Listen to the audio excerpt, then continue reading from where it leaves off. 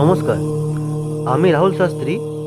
আজ আপনাদের কাছে নিয়ে এসেছি বাস্তুর 20টা টিপস নিয়ে।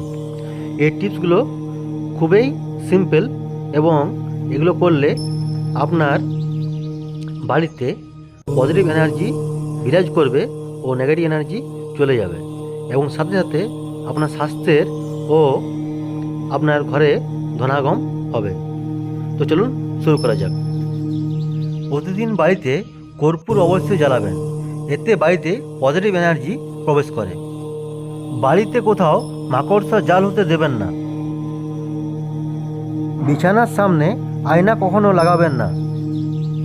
বৃহস্পতিবার ছাড়া প্রতিদিন ঘরে লবণ দিয়ে পোছা লাগান, এতে বাড়ির সুখ শান্তি অটুট থাকে। খাবার খাওয়ার পর থালায় কখনো হাত ধোবেন না।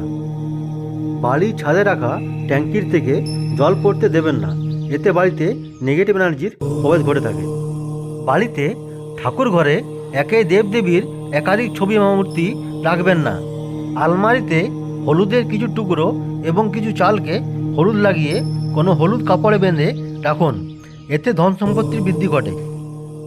বাড়িতে কোথাও নোংরা ডাস্টবিন বা জল জমতে দেবেন না।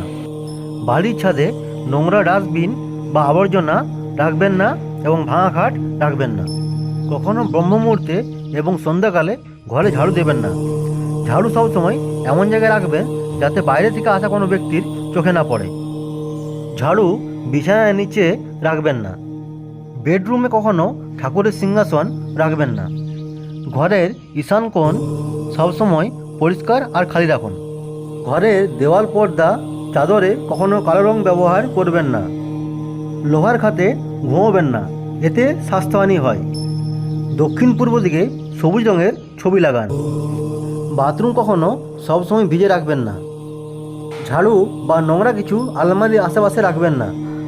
রান্নাঘর সবসময় বাড়ির দক্ষিণ পূর্ব কোণে হলে ভালো।